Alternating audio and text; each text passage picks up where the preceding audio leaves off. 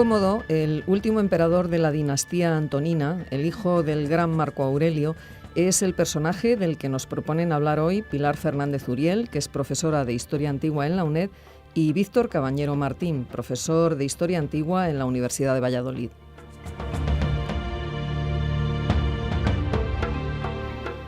¿Qué tal? Les enviamos un saludo muy cordial desde el Departamento de Historia Antigua. Hay momentos, situaciones, acontecimientos en el mundo antiguo que merecen a veces una pequeña reflexión o un pequeño análisis, y uno nos ha parecido muy interesante. Nos acompaña el doctor Víctor Cabañero, arqueólogo, historiador, profesor de la Universidad de Valladolid. Viene además desde Valladolid. Muchas gracias por tu venida, Víctor. Y además conoce perfectamente el mundo romano, especialmente desde el punto de vista de la península ibérica y su romanización. Y la trabaja también con instituciones como el Museo de Segovia. Y además es profesor tutor de Historia Antigua de la UNED. Víctor, bienvenido otra vez, porque creo que es la tercera vez que te llamamos para que hables con nosotros en la radio. Buenos días, y sí, es la tercera vez. Los dos hemos pensado que hay un personaje interesante que además se conoce muy mal, pero es muy popular por la película Gladiator, precisamente, que es el emperador Lucio Aurelio Cómodo. Estamos en un contexto cronológico aproximadamente a finales, ya al final del todo del siglo II, y que hay una época muy difícil de convulsiones, etcétera. El emperador Cómodo gobernó durante los años 177 a 192. Era hijo de Marco Aurelio y de la emperatriz Ania Faustina Minor, y fue el último miembro de la dinastía que ahora llamamos Aelia Antonina, que empezó con Nerva allá por el año 98. Para conocer un poco quién era Cómodo, podríamos decir que gobernó durante aproximadamente 3 años, en torno a 177 a 180, con su padre Marco Aurelio. Eso es importante porque estuvo asociado ya al poder, como era costumbre además durante el Principado.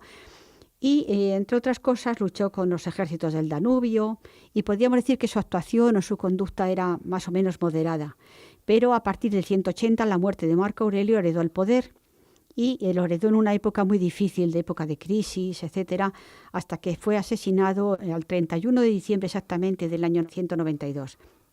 Hay fuentes literarias que nos hablan de un mal gobierno, incluso le comparan con antecesores que siempre han tenido muy mala prensa, como por ejemplo Calígula, Nerón o el emperador Domiciano. ¿Se podrían establecer paralelos con ello, Víctor? ¿Tú crees? Sí, en base además a tus investigaciones, hace tiempo Nerón, actuales con Domiciano, sí que se puede establecer líneas como la identificación con Hércules de estos emperadores. Sí, efectivamente se identificaban con divinidades o con héroes. Sí, aunque todos, ¿no?, llegan a establecer paralelos con Hércules, quizá lo hacen de una forma excesiva, ¿no? Y eso es importante aquí. Luego, bueno, pues la afición a la caza, los juegos gladiatorios que llevan a la película, ¿no?, a determinar que la muerte sucede. Yo creo que como más se conoce a Cómodo vestido de gladiador. Bueno, luego, pues lógicamente también por el mal gobierno o el presunto mal gobierno, ¿no?, de todos ellos. Lo que vamos a ver. Quizá ya hay dos cuestiones, como tú has dicho, muy interesantes. En primer lugar, que él luego buscaba una teocracia, como han buscado otros emperadores, para asegurar el poder precisamente. Yo que me he fijado en algo interesante es que la titulatura imperial que los emperadores se van poniendo, añadiendo títulos, nombres, etcétera, todos se añaden un par de nombres más, pero se añade hasta 12. Se llaman Víctor, Félix, Pío, Dominus Noster, que eso es mucho más interesante, etcétera. Y efectivamente todos los emperadores quieren ser populares, y entonces establecen una política de actos públicos, de festividades, y este es uno de los que más actúan e incluso protagonizan y intervienen en ellas. En cuanto a las fuentes literarias, vamos a fijarnos sobre todo en un aspecto que es que además, como se llama el título de nuestra intervención, es el príncipe o el niño que ya sabía que iba a ser emperador. ¿Qué opinarías tú de esto? Bueno, pues como nos dice Herodiano, en el discurso que da Cómodo en el campamento cuando se titula emperador, ¿no? Lo que nos viene a justificar Cómodo es más o menos que el sol vio al tiempo al hombre y al emperador. No es correcto, ¿no? Porque Cómodo tenía hermanos, asocian al cargo de César a Cómodo y a Vero, muere Vero luego, ya queda solamente él, pero sí que es cierto, ¿no?, que desde edad muy temprana, lo cual es algo sin precedentes en el imperio, Cómodo sabe que es el elegido para suceder al emperador. Cuando hace el discurso, o lo que nos transmite Herodiano, que es la primera de las fuentes que vamos a ver aquí, una fuente que cubre desde el año 180 al 238, ¿no? Nace y desarrolla su infancia en el reinado de Cómodo, incluso recoge lo siguiente: ahora la fortuna ha dispuesto que yo le suceda en el imperio, no cual advenedizo como mis predecesores que se enorgullecían en un trono no heredado. Por el contrario, yo soy el único que os he nacido en el palacio, y en el mismo momento de salir del vientre de mi madre me acogió la púrpura imperial sin que conociera pañales corrientes. A la vez el sol me vio como hombre y como emperador. Bueno, eso lo del sol lo utiliza no solamente Cómodo, sino lo utilizan muchos emperadores. Se identifican con el sol y con la divinidad. Y entonces incluso, y ahora me estoy acordando, me parece que te lo comenté antes, el propio Nerón le dice Séneca como su preceptor y como, digamos, entre comillas, su primer ministro: tú eres el sol naciente, tú eres Oriris, exactamente. La identificación del emperador con el sol no es nuevo, pero efectivamente él ya piensa que ha nacido en la púrpura. Los demás césares, incluso en la misma dinastía que se encuentra Yosael y Antonina, el emperador no se elegía, y menos a un niño. Eso es algo absolutamente nuevo. Hay un antecedente antes que podíamos comentar, sino que se elige al Optimus Princeps, es decir, al mejor de ellos, como Nerva a Trajano. Y eso es una novedad absoluta en el imperio. Antecedentes, pues sí. En la época Flavia, Vespasiano decidió que le heredaran sus dos hijos, Tito y Domiciano, pero estos ya eran mayores. Vamos, no eran unos niños que se acostumbraron a que iban a ser luego los césares. Yo creo que esa es la idea que queríamos comentar.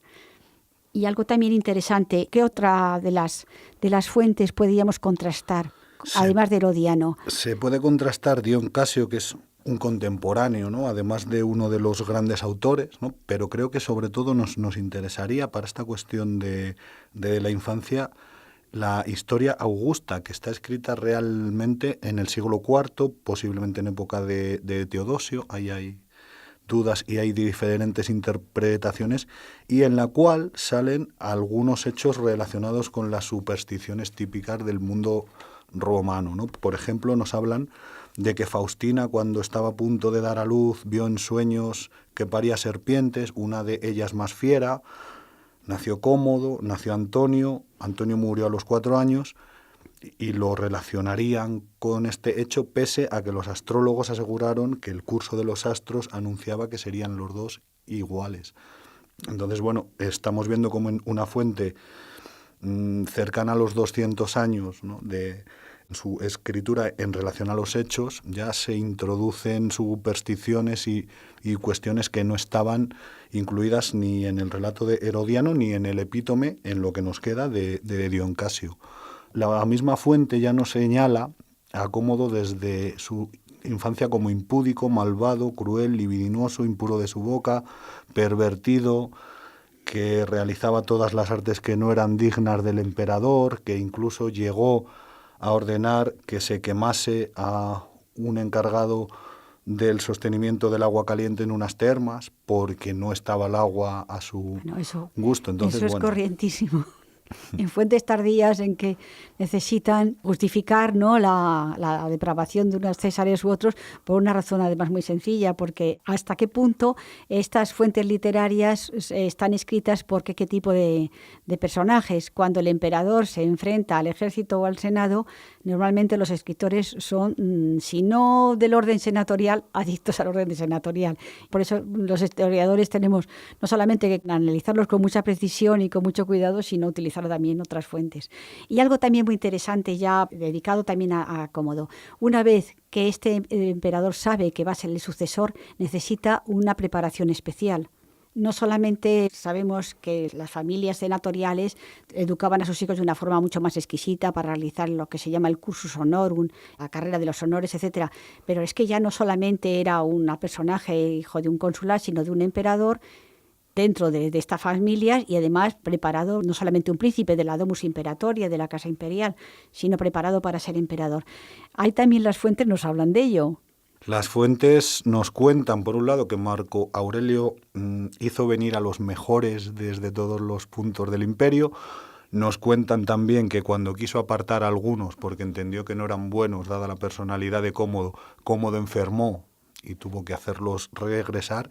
Y en este punto, algunas fuentes señalan a la debilidad del emperador hacia su hijo. Quizá un gobierno como el de Marco Aurelio, que se reconoce como uno de las épocas de oro, se empaña al final con una sucesión en la cual algunas veces las fuentes cuentan que Marco Aurelio tenía dudas sobre la capacidad de su hijo, y la madre también. La madre más todavía. La madre llega a fomentar, por lo que se nos cuenta en las fuentes, en el epítome de Dion Casio, una conspiración desde Siria para que a la muerte de su esposo lo suceda Casio, no lo suceda su propio hijo. Hasta tal punto llega la simpleza que le atribuye la madre al hijo. Que prepara una conspiración en Siria, efectivamente, para quitarle del poder, e incluso ella quedarse como emperatriz madre, pero que no lo heredara al hijo. Bueno, no funcionó porque Cómodo conoció pronto la conspiración y acabó con ella.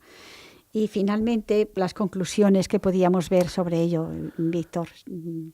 Bueno, pues yo creo que Cómodo ya desde la interpretación de las fuentes y desde temprana edad no sale bien parado. Si a ello sumamos que en la primera campaña militar abandonó el campamento para dirigirse a Roma, dejando algo excepcional también en la historia del imperio, al ejército solo, ¿no?, sin el emperador, para finalizar una guerra, pues añadimos, ¿no?, todavía peor fortuna para su suerte. Entonces, el emperador ya desde la infancia, o el único emperador al que se le puede analizar la infancia conociendo que iba a ser sucesor, sale muy mal parado.